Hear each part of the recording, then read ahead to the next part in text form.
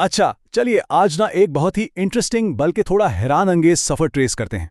हम सब रोज कमरे में एंटर होते हैं, कैजुअली स्विच ऑन करते हैं और बूम लाइट जल जाती है। लेकिन क्या हमने कभी उस इनविजिबल सफर के बारे में सोचा है, वो जो करंट पावर प्लांट से निकलकर हमारे घरों के मीटर तक तय करता है? आज हम लिटरली इस पूरे सिस्टम का एक्सरे करेंगे और देखेंगे कि बैकएंड पर ये मैजिक एक्चुअली काम कैसे करता है। इस सफर को आसानी से समझने के लिए हमने इसे 5 सिंपल स्टेजेस में डिवाइड किया है। पहले जनरेशन, फिर हाई वोल्टेज ट्रांसमिशन, उसके बाद स्विच यार्ड और फीडर सिस्टम, फिर आरएमयू का मैजिक और फाइनली डिस्ट्रीब्यूशन से लेकर हमारे घर के लोड तक। Let's dive in. सबसे पहले बात करते हैं स्टेज 1 की, जनरेशन और वोल्टेज बूस्ट। ओके, तो पूरी कहानी शुरू होती है इस नंबर से 11। जब पावर प्लांट में जनरेटर बिजली बनाता है ना, तो उसका जो बेस वोल्टेज होता है वो आमतौर पर 11 किलोवोल्ट्स यानी 11 केवी होता है। ये समझ लें कि इलेक्ट्रॉन की इस लंबी जर्नी का बिल्कुल स्टार्टिंग पॉइंट है। अब यहां पर एक बहुत ही ऑब्वियस सवाल पैदा होता है, मतलब अगर इलेक्ट्रिसिटी 11 केवी पर बनी गई है तो भाई इसे डायरेक्टली सीधा घरों तक क्यों नहीं भेज देते? ये बीच में इतने कॉम्प्लेक्स स्टेप्स डालने की आखिर जरूरत ही क्या है? इसकी सबसे बड़ी वजह है लाइन लॉसेज। होता यह है कि जब भी हम लो वोल्टेज पर बिजली को लंबे फासले तक ट्रैवल करवाते हैं तो रास्ते में बहुत सारी इलेक्ट्रिकल एनर्जी वेस्ट हो जाती है। ये सिस्टम का सबसे बड़ा दुश्मन है, जिससे ओवरकम करना एब्सोल्युटली क्रूशल है, वरना पावर हमारे घरों तक प्रॉपर्ली पहुंच ही नहीं सकती। और इस दुश्मन को हराने का इंजीनियरिंग सोल्यूशन है ये नंबर 132। हम क्या करते हैं, एक स्टेप अप ट्रांसफार्मर लगाते हैं जो उस 11 केवी को कंप्लीटली बूस्ट करके 132 केवी में कन्वर्ट कर देता है। हाई वोल्टेज का मतलब है हाईली एफिशिएंट ट्रांसमिशन। अब रास्ते में पावर ज़ाया नहीं होगी। ये आ गया हमारा दूसरा हिस्सा, हाई वोल्टेज ट्रांसमिशन का सफर। आपने हाईवेज पर सफर करते हुए वो बहुत बड़े बड़े ट्रांसमिशन टावर्स तो देखे होंगे, राइट? वो इसी 132 केवी पावर को लॉन्ग डिस्टेंसेस तक कैरी करते हैं। फिर जब ये पावर किसी सिटी या शहर के करीब पहुंचती है तो वहां ग्रिड स्टेशन पर लगाए स्टेप डाउन ट्रांसफॉर्मर्स इसको वापस ड्रॉप करके 11 केवी पर ले आते हैं। सफर का एक बड़ा फेज यहां मुकम्मल हो गया।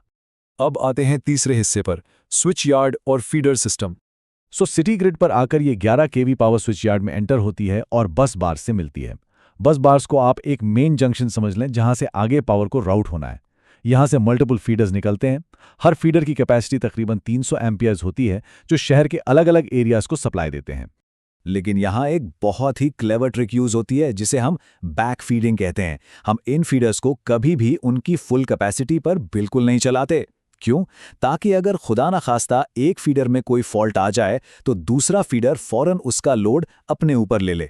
ये ब्रिलियंट डिजाइन है जो हमें अनएनोइंग ब्लैकआउट से प्रैक्टिकली बचाता है। Moving on two stage 4, RMU और फॉल्ट आइसोलेशन। यहां एक बहुत बड़ी मिसकंसेप्शन क्लियर करना जरूरी है।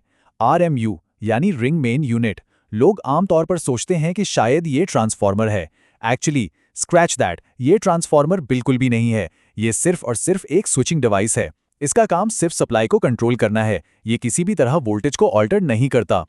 आरएमयूज बेसिकली 2 मेन टाइप्स के होते हैं। एक 2 साइड आरएमयू, जिसमें बस एक इनकमिंग और एक आउटगोइंग होती है। लेकिन जो असली गेम चेंजर है वो है 3 साइड आरएमयू। इसमें इनकमिंग और आउटगोइंग के साथ एक एक्स्ट्रा तीसरी साइड होती है जो स्ट्रिक्टली बैकफीडिंग के लिए रिजर्व्ड होती है। ये कॉन्फ़िगरेशन फॉल्ट आइसोलेशन में बहुत मदद करती है, क्योंकि ऑल्टरनेट पाथ फौरन मिल जाता है। और आखिर में हमारा 5वां और फाइनल हिस्सा, डिस्ट्रीब्यूशन और कंज्यूमर लोड।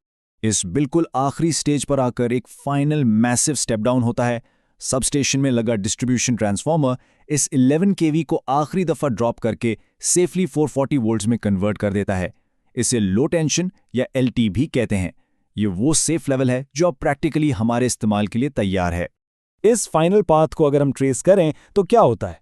440 वोल्ट्स में आने के बाद सप्लाई एक सेफ्टी ब्रेकर से गुजरती है, फिर एलटी पैनल में जाती है और वहां से छोटी केबल्स के जरिए हमारी बिल्डिंग के मीटर रूम तक पहुंचती है। ये बेसिकली वो पॉइंट है जहां हम फॉर्मली बिजली को रिसीव करते हैं।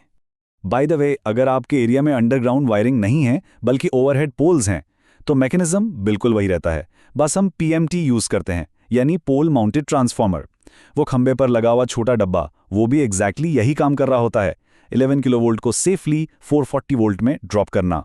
अब मीटर रूम तक तो सप्लाई आ गई, राइट? वहां से इसे डिमांड के हिसाब से डिवाइड किया जाता है। अगर आम छोटा लोड है जैसे लाइट्स और फैंस तो सिंगल फेस कनेक्शन मिलता है, लेकिन अगर बड़े एसीज और हैवी मोटर्स हैं तो वहाँ of course 3 face connection use होता है। सिंपल। और हाँ, आजकल इस फाइनल डिलीवरी को सेफ रखने के लिए ABC यानी एरियल बंडल केबल्स बहुत आम हो गई हैं। ये फुली इंसुलेटेड होती हैं। इसका सबसे बड़ा फायदा, एक तो ओवरऑल पब्लिक सेफ्टी बहुत बढ़ जाती है, और दूसरा ये जो इलेक्ट्रिसिटी थेफ्ट या कुंडी लगाने का सिस्टम होता है ना, उसको ये प्रैक्टिकली ब्लॉक कर देती हैं। तो इस पूरे सफर को अगर हम समराइज करें तो ये किसी जायंट रोलर कोस्टर से कम नहीं है। स्टेप 1 11 केवी पर जनरेट हुई। स्टेप 2 लॉसेस से बचने के लिए स्टेप अप करके 132 केवी कर दिया। स्टेप 3 शहर में आते ही वापस स्टेप डाउन करके 11 केवी किया। और फाइनली स्टेप 4 हमारे लिए सेफली 440 वोल्ट्स पर डिस्ट्रीब्यूट कर दिया। मतलब हर सिंगल जंप के पीछे एक सॉलिड इंजीनियरिंग रीजन मौजूद है।